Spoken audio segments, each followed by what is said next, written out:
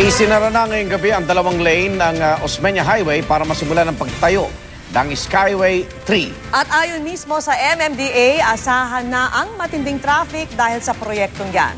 Kamustahin po natin ang sitwasyon doon live sa saksing si Ivan Mayrina. Ivan? Yes, Igan, Vicky, ito na nga ang paglalatag ng mga concrete barrier na ito dito sa Osmeña Highway ay hudyat ng pagsisimula ng Skyway 3 project na magdurugtong sa NLEX at SLEX. Luna sa traffic ang project na ito, pero dahil magdudulot din ng traffic bago magbigay ng ginhawa, mahigpit itong tinututukan ng gobyerno. Kanina nga ay nagkita rito si MMDA Chairman Francis Tolentino, si Manila Vice Mayor Isko Moreno, ang mga opisyal ng Toll Regulatory Board at gayon din ng Citra Corporation na magsasagawa ng construction ng Skyway 3. Full force na rin, Igan, Vicky, ang mga tinatawag na flagmen at traffic enforcers ng Citra at mga traffic enforcer ng MMDA at City of Manila. Ilang beses na rin nabanggit sa araw na ito ang magiging epekto ng construction na ito, lalo't dalawang lane ng highway ang isinara. At dahil aabot sa halos 3 taon, kayo na ho ang mag-imagine kung gaano katinding traffic ang idudulot nito. Pero kanina nga nagpahayag ng suporta ang lungsod ng Maynila sa MMDA at gagawin daw ang lahat para naman mapaluwag ang mga alternatibong ruta dito sa lungsod.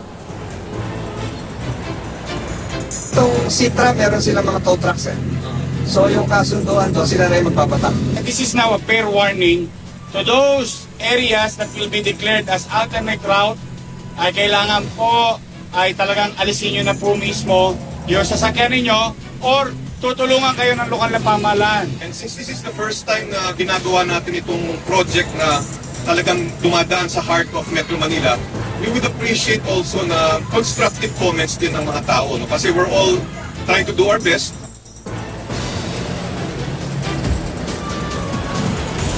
Bukod dito sa Skyway 3, alamin pa natin ang mga iba pang lugar na apektado na iba pang road projects ng gobyerno sa report na ito.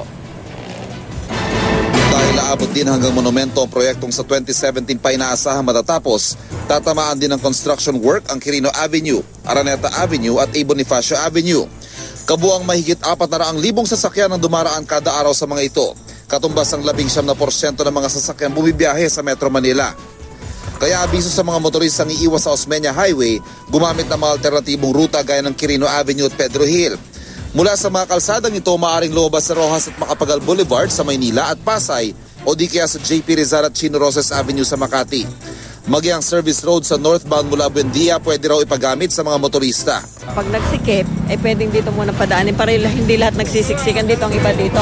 So lalagyan namin ng access parang rampa para galing dito makapasok dyan. Muli ring bubuhayin ng MMDA sa Abril ang ferry service sa Pasig River para makatulong sa mga commuter, lalo't bukod sa Skyway Stage 3. Ilan pang malalaking infrastructure project ang sabay-sabay na ikakasa ng gobyerno sa Abril. Kaya ang MMDA nilikha ang website na mmroadway.com o Metro Manila Roadway Tablet para sa construction updates ng mga naturang proyekto.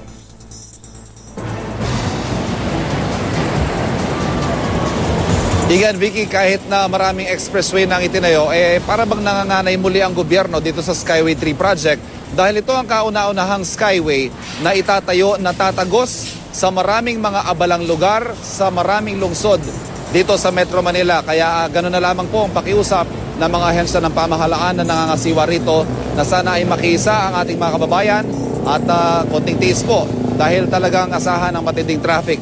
Samantala, Igan, Vicky, sa mga oras na ito ay normal naman at dire-diretso ang takbo ng mga sasakyan dito sa ating kinatatayuan sa Osmeña Highway at karamihan ay mga truck at abiso na rin ayon kay Vice Mayor Isko Moreno na itutuloy na sa February 24 ang bagong oras ng ipapatupad nilang truck ban dito sa lungsod para rin maibsan ang inaasahang pagsisikip ng daloy ng trapiko sa lungsod. At live mula sa Maynila, ako si Ivan Mayrina, ang inyong saksi.